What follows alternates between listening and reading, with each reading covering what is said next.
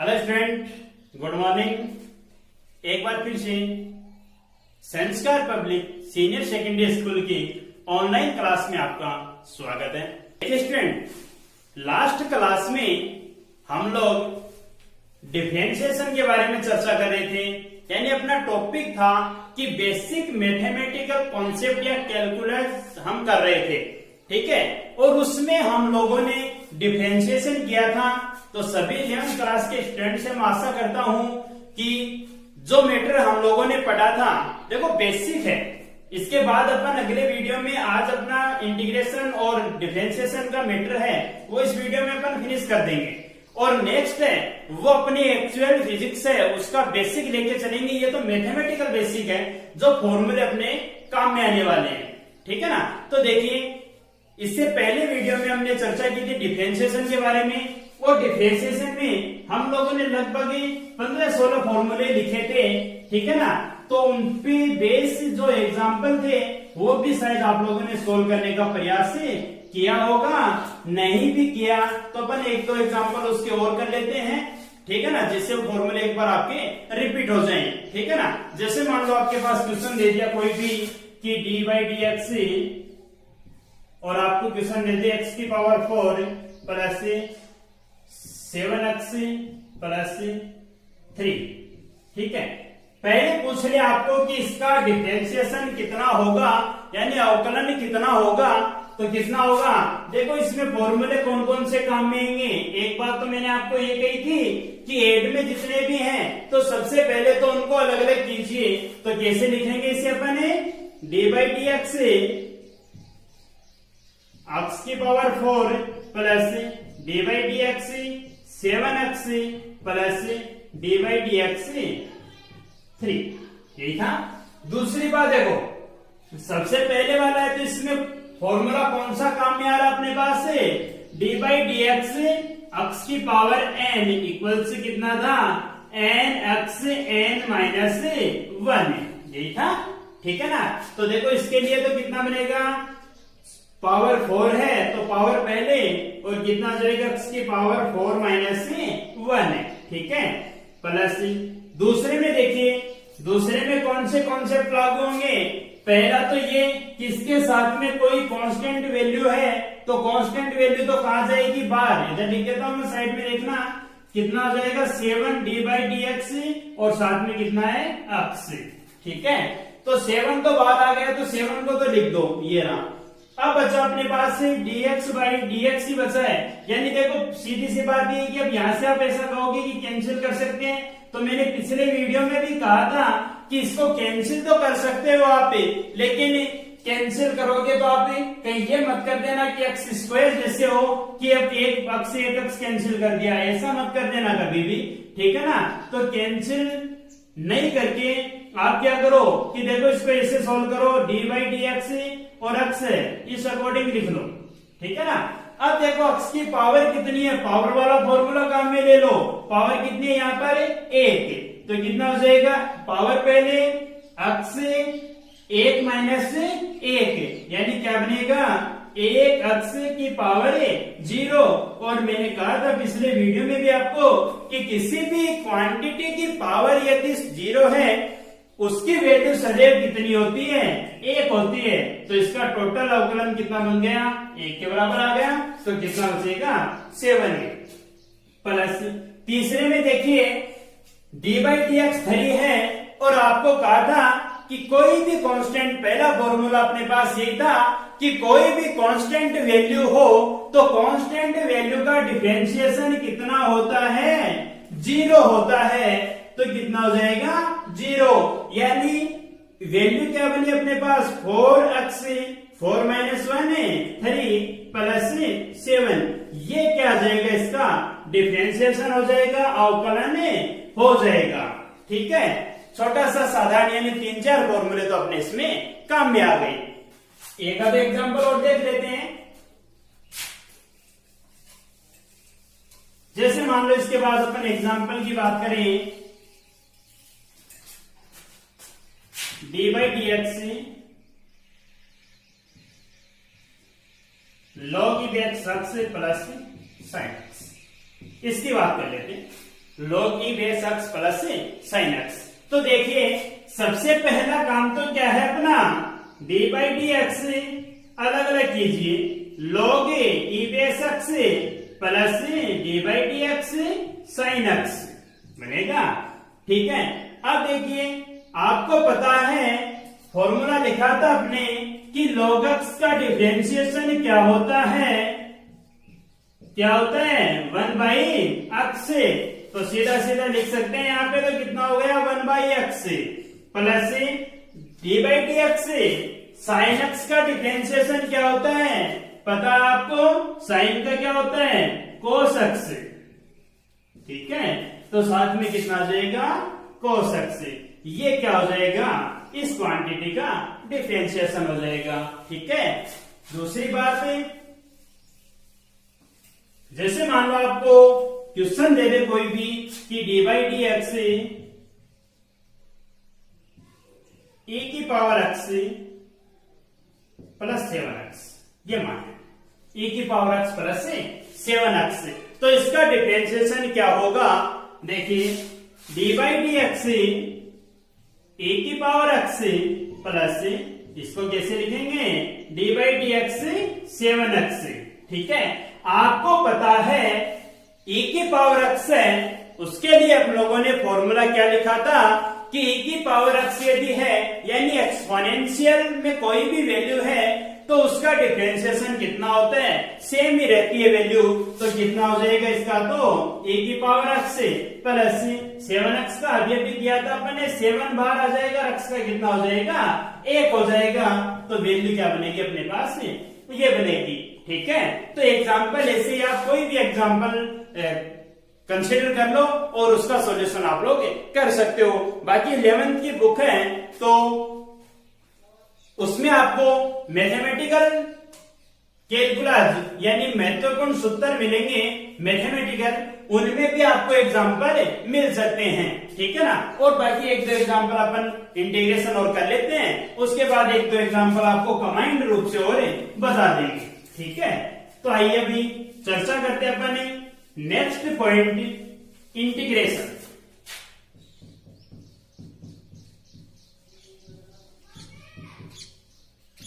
Integration समाकलन।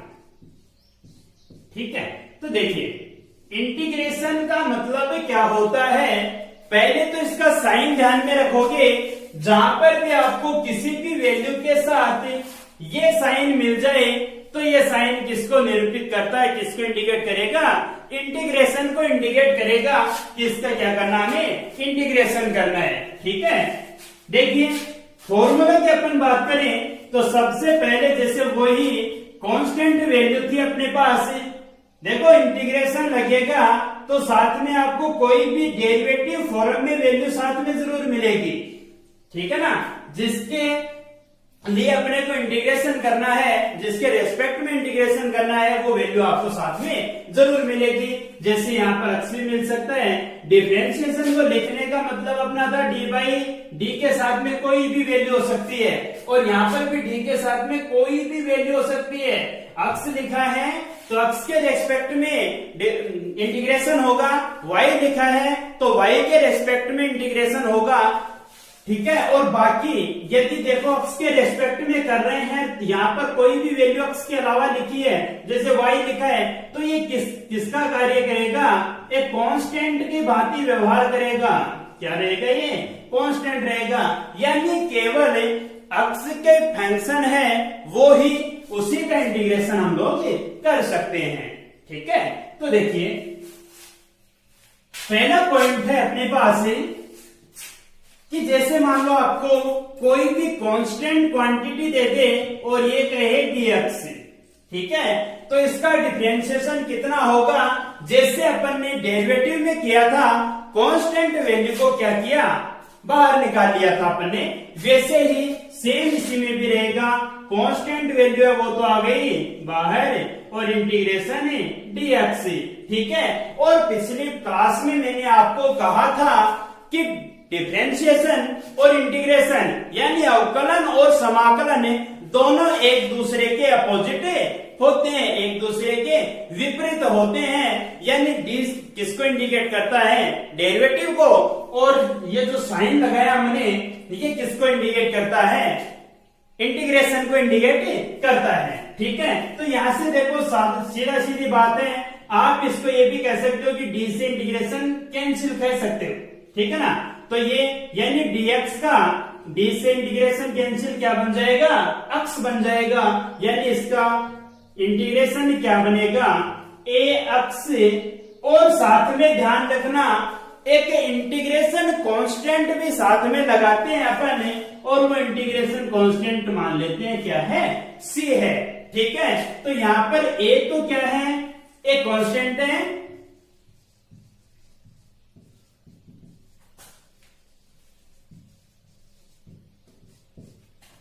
A is constant and C is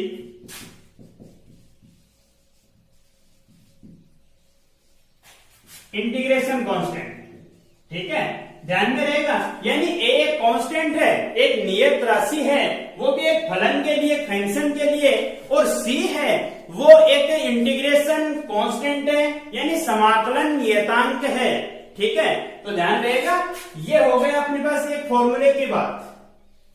दूसरे की बात करें अपन, तो जैसे मान लो अपने पास x की पावर में कोई वैल्यू दे रखी है आपको ऐसा कहते हैं कि x की पावर n dx हो, तो इसका इंटीग्रेशन कितना होगा, डिफरेंशिएशन में हम लोगों ने किया था D by D x x की पावर n, उसको किया था मैंने n x n माइनस 1, यानी पावर पहले और पावर में से एक कम कर दो। ठीक है ना, इसके लिए ध्यान में रखना आप इंटीग्रेशन में यदि x की पावर n dx हो, तो उसके लिए वैल्यू क्या बनती है, x की power n plus 1 by n plus 1।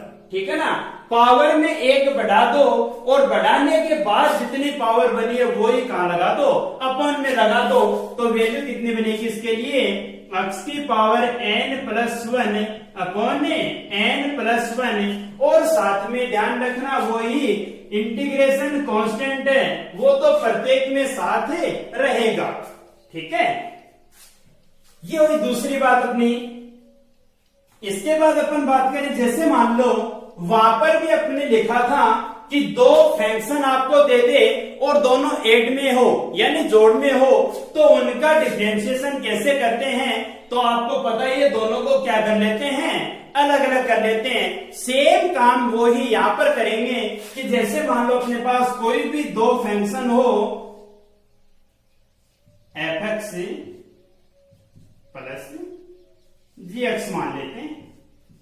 ठीक है, इसका क्या करना अपने को, इंटीग्रेशन करना है। तो देखिए इसका इंटीग्रेशन कैसे करोगे आप,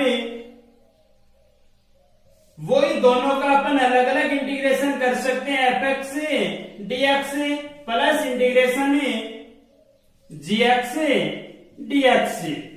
ठीक है ना, दोनों क्वांटिटीज को क्या कर लेंगे, अलग अलग कर लेंगे, और अलग अलग करके दोनों का क्या कर सकते हैं, इंटीग्रेशन कर सकते हैं। ठीक है, बात समझ में आई, यानी फॉर्मूले हैं। देखो पिछली क्लास में भी मैंने आपको कहा था कि फिजिक्स का मैटर, यानी कहने का मतलब ये, देखो 10th क्लास में आप लोगों ने फिजिक्स के मैटर है वो 3-4 चैप्टर आप लोगों ने पढ़े थे। ठीक है ना, वो साधारण चैप्टर थे, ऐसा नहीं है कि वो अपने काम में नहीं आएंगे, 11th क्लास में वो काम में आने वाले हैं।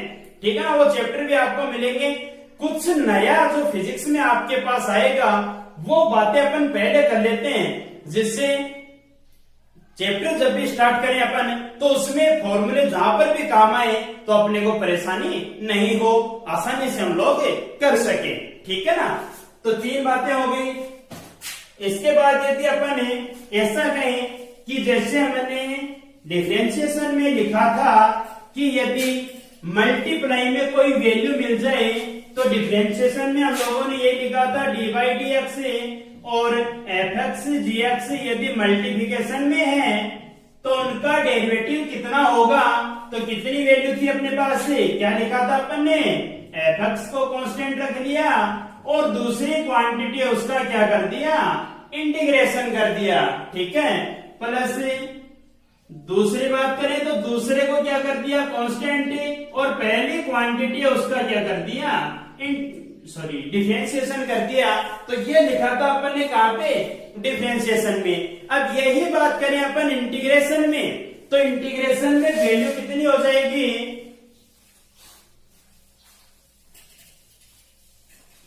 जैसे मान लेते हैं अपने पास इंटीग्रेशन में वही दो वैल्यू है एफ एक्स जी एक्स, ये तो फंक्शन अपने पास, ठीक है, इन dx ये क्वांटिटी हो तो इसका इंटीग्रेशन कितना होगा। देखिए इंटीग्रेशन करते टाइम एक फॉर्मूला बनता है इसके लिए, ध्यान रखना। और वैसे अपने फिजिक्स में इतना ज्यादा फॉर्मूला काम में नहीं आएगा, ठीक है ना, लेकिन फिर भी थोड़ा सा आप इसका ध्यान रख लो। कितना हो जाएगा, देखो इसके लिए करोगे तो फर्स्ट फलन है उसको आप कांस्टेंट, बाकी थोड़ा जटिल काम बन जाता है अपने, यदि कहीं पर काम भी आ जाएगा तो भी बहुत नॉर्मल कंडीशन में काम में आएगा। बाकी तो इसमें फर्स्ट फलन और सेकंड फलन का अलग से इंडिकेट किया जाता है उनको, और वो भी किस बेस पे, एक फॉर्मूला बनता है आई नेट के अकॉर्डिंग, इसके अकॉर्डिंग क्या करते हैं उनको पहले फर्स्ट फलन और सेकंड फलन निर्धारित करते हैं, ठीक है ना। लेकिन अपने इतना काम में नहीं आएगा तो थोड़ा सा फॉर्मूला देख लो इसका कितना बनेगा। देखो एफ एक्स को कांस्टेंट रख दिया, यानी फर्स्ट फलन को कांस्टेंट और दूसरे फलन का क्या कर दो, इंटीग्रेशन कर दो, ठीक है, प्लस फर्स्ट फलन का क्या करना आपको, डिफरेंशिएशन करना है, यानी डी बाई डी एक्स। देखो फर्स्ट फलन ये माना था तो इसका क्या कर दो, डिफरेंशिएशन कर दो, और सेकंड फलन का क्या कर दो, इंटीग्रेशन कर दो। सेकंड फलन का इंटीग्रेशन, और टोटल वैल्यू है इसका एक बार फिर से क्या करना है, इंटीग्रेशन करना है। जटिल काम हो जाता है, अपने काम में नहीं आएगा, ठीक है, ध्यान में रहेगा थोड़ा सा। वैसे फर्स्ट फलन को कांस्टेंट रखो, सेकंड फलन का इंटीग्रेशन कर दो, फिर फर्स्ट फलन को का डिफरेंशिएशन करो, सेकंड फलन का इंटीग्रेशन करो, और एक बार टोटल का भी क्या कर दो, इंटीग्रेशन कर दो। ये बनेगा ऐसी सिचुएशन के लिए फॉर्मूला, ठीक है।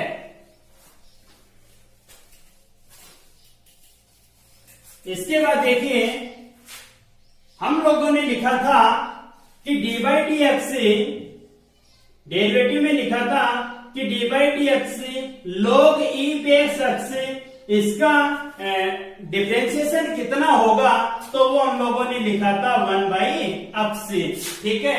और अब अपने पास समस्या ये आ गई कि integration 1 by x d x आपको लिख दे और ऐसा कहे कि इसका इंटीग्रेशन कितना होगा, तो देखिए इसका इंटीग्रेशन कितना हो जाएगा, दोनों एक दूसरे के अपोजिट ही तो है कि नहीं, तो इसका इंटीग्रेशन कितना आएगा, log e base x plus वही कोई इंटीग्रेशन कांस्टेंट c साथ में आ जाएगा, ठीक है। तो ये बन जाएगी वैल्यू किसके लिए, 1 बाई एक्स डी एक्स का, ठीक है। अब आपके दिमाग में यदि क्वेश्चन आ रहा है कि 1 बाई एक्स का तो log x हो गया और डिफरेंशिएशन में log x का 1 बाई एक्स हो गया, तो अपने पास यदि इंटीग्रेशन में log x आ जाए तो उसका इंटीग्रेशन कितना होगा। देखिए यदि इंटीग्रेशन में आपको ऐसा कह दे कि log e base x dx है तो उसका इंटीग्रेशन कितना होगा, तो ध्यान रखना उसका इंटीग्रेशन कितना आता है, x log e base x plus x, ठीक है, प्लस नहीं minus x log x minus x, ये वैल्यू बनेगी और साथ में वही इंटीग्रेशन कांस्टेंट c आ जाएगा, ठीक है, ध्यान में रहेगा। इसके बाद अपन बात करें इंटीग्रेशन, यदि अपने पास साइन एक्स dx हो, साइन की कोई क्वांटिटी है तो साइन का, देखो साइन के लिए ये 4 फॉर्मूले आप जरूर ध्यान रखना। साइन का अवकलन डिफरेंशिएशन किया था हमने तो वो कितना था, cos x, और D by D x cos x किया था वो कितना था, माइनस साइन एक्स, ठीक है। तो ये दोनों फॉर्मूले यदि साइन एक्स का इंटीग्रेशन करेंगे तो कितना होगा, होगी तो वैल्यू कोस की, फर्क कितना होगा कि ये वैल्यू किस में आ जाएगी, माइनस में आ जाएगी, माइनस कोस एक्स प्लस सी हो जाएगा। ठीक है, दूसरे की बात करें, यदि अपने पास कोस एक्स डीएक्स हो तो इसका इंटीग्रेशन कितना होगा, वैल्यू तो ये की रहेगी, बस इतना है कि माइनस इसके साथ लगे, अब यहाँ पर माइनस नहीं आएगा तो कितना हो जाएगा, साइन एक्स प्लस सी। ये फॉर्मूले बन गए अपने पास 8। इंटीग्रेशन में अपने फिजिक्स में इतने फॉर्मूले आप ध्यान में रख लोगे तो इंटीग्रेशन इसके अलावा कोई आपसे नहीं पूछेगा, यानी पूछना तो नहीं, अपने कोई डेरिवेशन में ये फॉर्मूले अपने काम में आएंगे, तो इतने से फॉर्मूले आप ध्यान में रखो। ठीक है ना। अब देखो इसके लिए अपन कोई एग्जांपल की बात करें,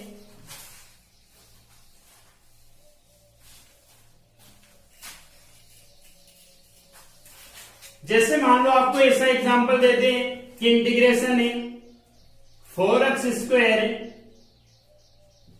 प्लस साइन एक्स, ये कह दे कि 4x square plus sine X DX, इसका इंटीग्रेशन कितना होगा, तो देखिए इंटीग्रेशन कितना होगा, सबसे पहले तो दोनों को अलग अलग लिखो आप,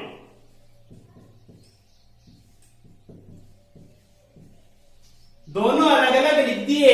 इसके पश्चात देखिए 4x स्क्वायर, पहले तो इसमें कीजिए कि 4 कांस्टेंट है, ये तो कहां जाएगा, बाहर आ जाएगा, तो 4 तो बाहर आ गया, बचा गया अपने पास x स्क्वायर डीएक्स। दूसरा, यहाँ पर कोई कांस्टेंट तो है नहीं साथ में, तो इसकी वैल्यू साइन एक्स का इंटीग्रेशन जानते हो आप कितना होता है, माइनस से कोस एक्स, तो इसका इंटीग्रेशन कितना बन जाएगा, माइनस का कोस एक्स। ठीक है, दूसरी बात देखो, यहां से 4 एक्स स्क्वायर का इंटीग्रेशन कितना होगा, अभी लिखा था आपने फॉर्मूला एक्स की पावर एन डीएक्स का, क्या था, एक्स की power N plus 1 by N plus 1। ठीक है, तो कितना बनेगा, देखो इस अकॉर्डिंग एन की वैल्यू कितनी है, 2 है, तो कितना हो जाएगा, एक्स की पावर है 2 प्लस 1 बाई 2 प्लस 1, यानी एक्स की पावर 3 बाई 3 हो जाएगा, यानी इसके लिए कितना बनेगा, इनटू में एक्स की पावर 3 बाई 3 और माइनस कितना आ जाएगा, कोस एक्स, और प्लस में इंटीग्रेशन कांस्टेंट है सी, वो लगा दो आप साथ में। ठीक है ना, तो ऐसे बाकी एग्जांपल्स भी आप कर सकते हो। ठीक है ना। अब देखिए इसके अलावा कई बार अपने पास इंटीग्रेशन में एक प्रॉब्लम और आ जाती है, वो प्रॉब्लम होती है लिमिट की। यदि आपको इंटीग्रेशन, जिसे इनफाइनाइट इंटीग्रेशन कहते हैं, ठीक है ना, कौन सा integration, infinite,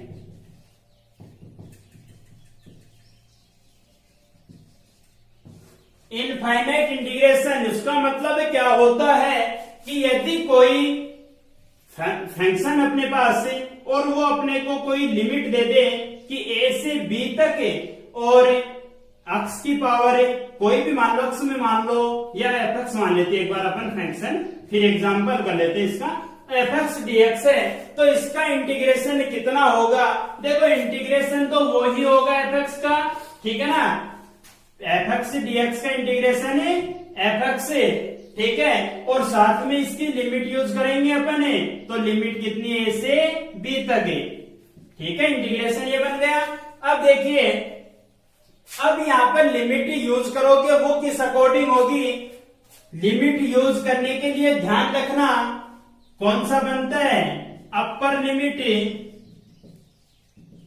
minus lower limit, उच्चतम सीमा माइनस निम्नतम सीमा, कितना बनेगा, देखो एफ, जो भी फंक्शन है अपने पास, एक्स इंटीग्रेशन अपने एक्स का ही किया था, तो एक्स की जगह यूज कीजिए अपर लिमिट, यानी F B minus F lower limit F A, ठीक है ना। तो ये फॉर्म बनेगी किसकी, यदि अपने पास कोई फंक्शन इनफाइनाइट इंटीग्रेशन का दे रखा है, तो उसका इंटीग्रेशन कितना होगा वो अपन लिमिट के अकॉर्डिंग कर सकते हैं, ठीक है ना। जैसे मान लो कोई एग्जांपल की बात करें अपन, एग्जांपल जैसे कहते हैं कि अपने पास 2 से 4 तक और कोई फंक्शन दे दिया आपको, एक्स की पावर 4 है, ठीक है, डीएक्स, कि ये इंटीग्रेशन कितना होगा, तो देखिए इसकी वैल्यू कितनी बनेगी। सबसे पहले इंटीग्रेशन को तो एक बार छोड़ दो, x की पावर 4 का इंटीग्रेशन कीजिए, लिमिट को एक बार ध्यान में मत रखो। x की पावर 4 का इंटीग्रेशन कितना होगा, x की पावर n+1 अपॉन में n+1, तो कितना हो जाएगा x की पावर 4+1 बाई 4+1। ठीक है, अब लिमिट लगा दीजिए, इसके साथ में कितनी है, 2 से 4 है। ठीक है, कितना हो जाएगा x की पावर 5 बाई 5 और लिमिट कितनी है, 2 से 4। अब देखिए लिमिट यूज करने का तरीका कौन सा होगा।